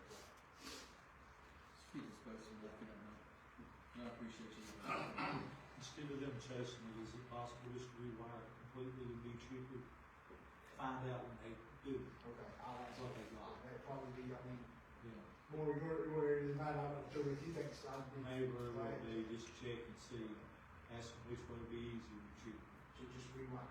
Okay, I'll put that out there. Yeah, when it comes to that stuff, I might as well be looking at the brains. Well, we're probably need to see what kind of warranty we have on the actual craftsmanship. You know what I mean? 'Cause I'm sure we paid them to do it initially. Just find out that. All right, cool. I appreciate it. Anything else for the chief? Thank you very much. Mr. Taylor? I don't have anything else to do. Scott? Yes, sir. I think you mentioned something on the committee report Yes, sir. Go ahead. First of all, Drew, on that motion earlier, I think it'd be fine for the LGIP, we've got those funds under utility. I don't know if that could serve as an opening balance for any account or accounts that you open, if you need it. I don't know if that, I don't consider that restricted, so I don't know. Yeah, the utility definitely. So, the next thing is a service charge on the checks. I'd like you to oversee making sure that we don't have a finance charge or penalty or interest on our credit card balance. Apparently, I don't know if it's in getting a statement or us just mailing a check, but I would suggest, something. I mean, electronically, calling ahead, getting the balance and maybe setting up electronic payment maybe with them or something. Dan, you know, I mean, I didn't ask Janice, I didn't have time to ask, but she put like a question mark, exclamation point, because maybe she didn't know either why we had finance and interest charges on credit card payments. That one was, the interest charge was, they had charged us on I think it was a purchase that wouldn't make this car, is why she had the question marks outside of it. She was tracking it down last week when she brought this to me. That was where that one was at, because I think it was made, the interest on, that was made for payment that was on a different car, not this one. Is there any way we can make sure, because we've had them in the past, I think Elijah has brought it up in the past too, as a concern. Made payments before. Well, just, I mean, I know my payment's due on the 10th, but I gotta get the balance by the first of the month, so but I electronically pay. I mean, do we still just mail a check in, or are we electronically paying? So we might need to look into just electronic, payment. Not only just the one that payment that or the charges made, but 4 out of the 5 I got had late charges and fees. I think Chief Baskin was the only one that didn't have a late charge. But those should have been resolved because she mailed checks out and on Deskins and mine and Shane's, all the checks were applied to Drew's credit card. So we had to get those reversed. Yeah, and so, Think electronic though, will that help Diane, or? I don't know, We'll we see. can try that. We can check Now, that. get that, is that, I guess the only thing is that require a motion for us to go ahead and pay it before accounts payable, because I think that's the language. Which usually she does. I think about half of our stuff is paid for by the time we vote on it, is it not, Diane? A lot of it is, and I think she always goes ahead as soon as she gets her credit cards and tries to get them in. Yeah.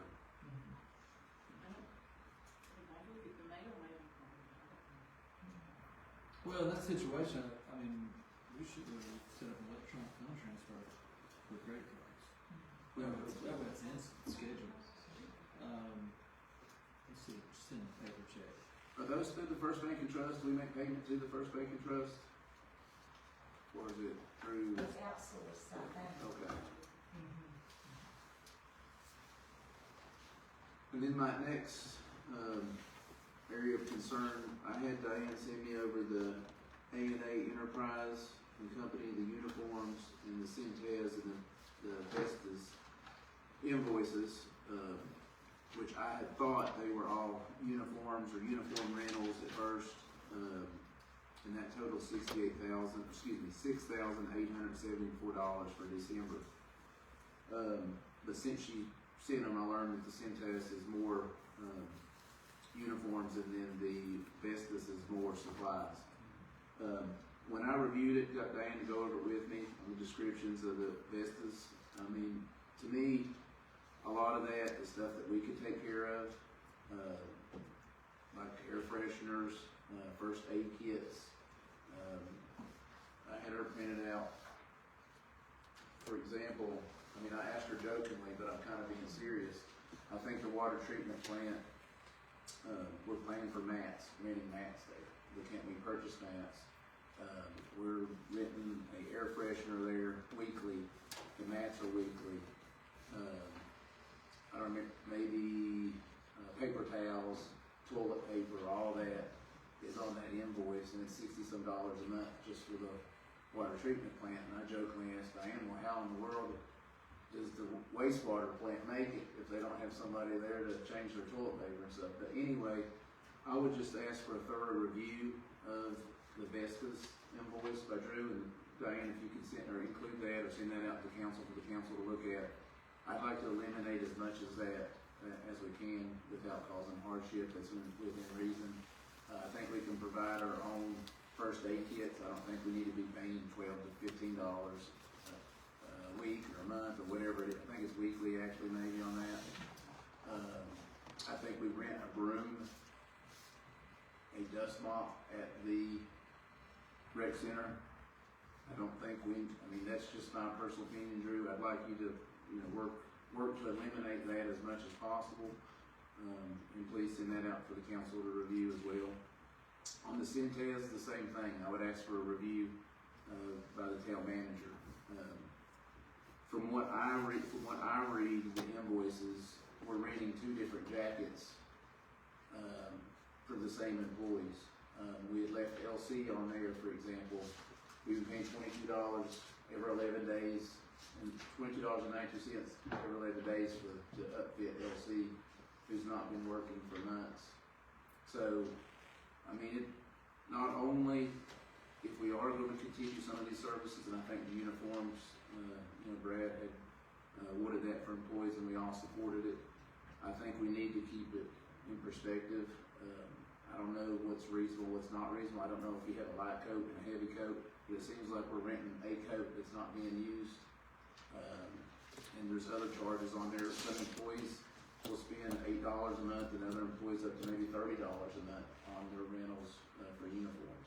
So I'd like just to have some consistency. I'd like to see us cut down on as much as we can on any waste that we have there, and for you to review that for us. And one more comment, but I lost it. Yeah, I think that's it for Synthes as well. Just a thorough review, cut costs where you can. Are we renting those, are we gonna be cleaning those rugs at the rec center weekly, monthly, what are we doing there? We have, the rec center gets a minimal amount of rugs that Synthes is servicing for us. And if I recall, maybe it's the exterior mats or maybe mats that get filthy a lot, and we had purchased the other mats from Dominion. And I think it was definitely cost effective for us to do that, if I'm not mistaken. Is that the way you remember it, Diane? But as far as air freshener and stuff, I was talking to Diane today. I was like, she'd mentioned that they had air fresheners, and I was like, do you care to, when you guys need one for the town hall, just to replace it? I don't think we need to pay $7 a week for air fresheners. And that's for each department except for the wastewater plant. We're renting a cabinet at the shop. So I didn't know we were renting a cabinet at the shop. I don't know why we're renting a cabinet at the shop. I think if we need a cabinet, we could purchase a cabinet. And, same with the paper towels, toilet paper. I know that Dave Reynolds would be glad to help with any janitorial services or tasks that we may have.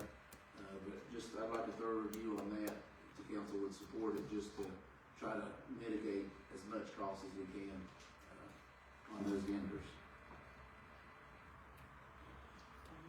So, Farmers market. the review is good, it's called for. At the end of the day, though, I'd kind of like to know, Diane, after we do that, and at what point, I kind of like to know what kind of savings we're gonna end up with, you see what I'm saying? And it must be, I've not seen the full detail of this, but the water treatment plant must be tied in with the water, because they have their uniforms. They do have theirs. First aid cabinets and rugs and all. Yeah. So I'm guessing it's just all tied in one account.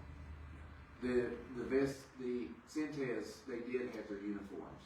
Wes and them were on it, but we didn't see it for the supplies, but maybe it's still. I know for sure they have first aid cabinet and, I think some rugs too, but I'll double check and see. But yeah, I haven't seen the whole list. I just know, I've always known the first aid cabinet, the only reason the first aid cabinets is they're guaranteed to be. That's what we need. Yeah, inspected and. Well, they're compliant, but also they refill them. So if you get guys taking ibuprofen or Band-Aids or cough drops, they're getting finished. Well, it's I'm not just, saying I'm not, definitely need to review. Well, I have to sit here and look. I don't remember when we approved it. it's 14. I don't remember having that stuff on there. It's $14.99 a week per department. So that's significant. I think that and like Brad said, we may have to take ownership in what the first aid, what we need to keep, what's supposed to be in there, and somebody be assigned responsibility for keeping that for $15 a week per department. I mean, Probably just do it with, I talked to Sneed, he does the fire extinguishers already, so he can probably just check the first aid kits and stuff also, he does that. but anything you could do to get back maybe with the council, the mayor, on what we can mitigate there, that'd be great. Yeah, only, like I said, the only ones I would try to keep are, if we have runs at the wastewater plant, those need to get weekly sanitized. I tell them they go. Got chlorine on them? Yeah. Hope not. That's all I got under financials, Mayor. Okay, we have some more work to do yet. That said, I'll entertain a motion to go in. Do we need legal counsel too? I don't work on anything. Tax, et cetera. See you, Kev. Unless there's a question you have. Okay. Need a motion to go again into closed session under section 2.2-3711A under personnel Yeah, also legal, and legal. So moved, Mayor. Is there a second? I'll say. All those in favor say aye. Aye. We stand in closed session. Again.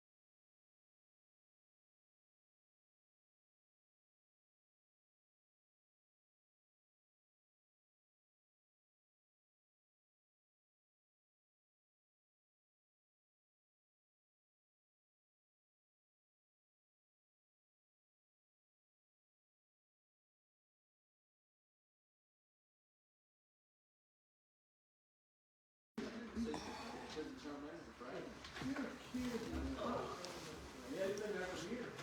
Yeah. Maybe 20,000 more for it.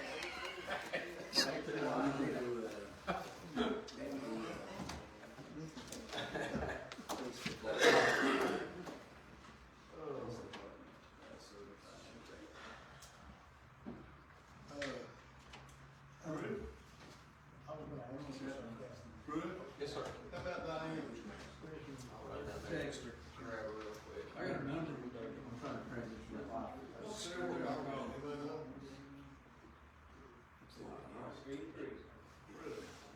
Pittsburgh. You see this? Probably for you three and coming down, go get us.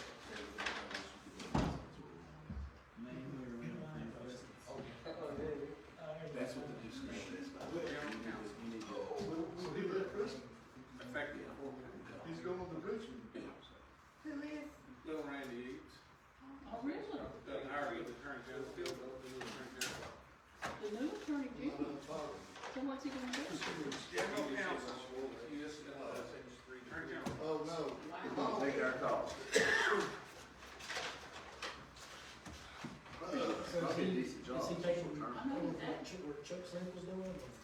It's one of the higher ups, it's not exactly what Chuck Smith was doing. He was deputy AG. He was like second in command. Oh, really? If you want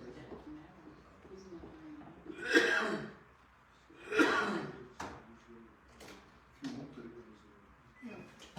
Mayor, I'd like to make a motion to return to regular session from closed session. I'll second. Have a motion and a second. For the second time tonight. I'd like for you to repeat that, please. I'm sorry. Mayor, I'd like to make a motion to go into regular session from closed session. I'll second. We have a motion and a second. All those in favor say aye. Aye. Opposed, same sign. If everyone would turn their mics on, please. One at a time. One at a time for Ms. Nunley. For GB Code 1950, Section 23712D, do you certify that to the best of your knowledge, number one, the town council in its closed session only discussed public business matters lawfully exempted from open meeting requirements under this chapter? And two, that only such public business matters as were identified in the motion by which the closed meeting was convened were heard, discussed, or considered in the meeting of the town council. Any member of the town council who believes that there was a departure from the requirements of clauses 1 and 2 shall so state prior to the vote, indicating the substance of the departure that in your judgment is taking place. Mr. Lambert. Yes, ma'am. Mr. Lambert. Yes, ma'am. Mr. Kegler. Yes, ma'am. Mayor Doty. Yes, ma'am. Ms. Jackson. Yes, ma'am. Ms. Fields. Yes, ma'am. Mr. Gilman. Yes, ma'am. Mr. Tiller. Yes, ma'am. Mr. Short. Yes, ma'am. Was Chief, and Chief Justice. Mr. Mayor, I'd like to make a motion to promote John Puckett to the street superintendent after rate of pay discussed. The retirement of, Robert Moore. I'll second that, Mayor. We have a motion and a second. Any further discussion?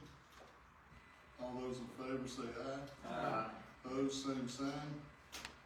Mayor, I make a motion that we hire Ronald Walt Anderson to the streets department at the entry salary or hourly rate of $19 an hour.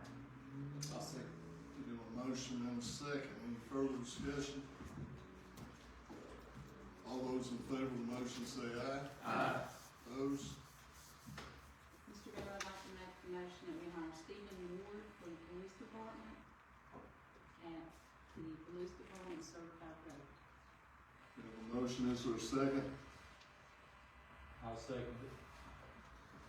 Any further discussion? All those in favor of the motion say aye. Mayor, I'd like to request a roll call vote, please. Thank you. Diane, we have a request for a roll call vote.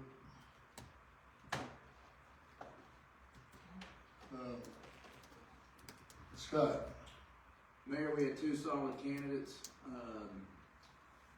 I ranked Ward number 1, because of his 8 years of Army service, his police academy service, and his, service with the Bristol Police Department. So I would like to vote for Ward. That's now Fields. I would like to vote for Stephen Moore. Leanna Jackson. No. Leonard King. Mr. Ward, please. Mr. Lamb. No. Mr. Livett. Mayor, I vote no. He's my second choice out of 3 candidates. Diane, can you give me a total? Yes, 3 yes and 3 no. I know, but 3 for who? 3 for, Stephen Ward and 3 for not Just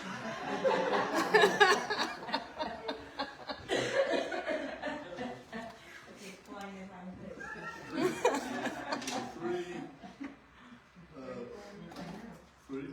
3 for the first 3 would have been Ward.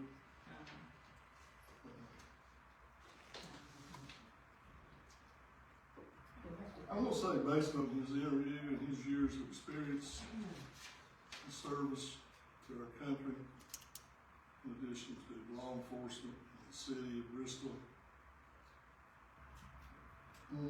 I'm gonna vote for Mr. Ward.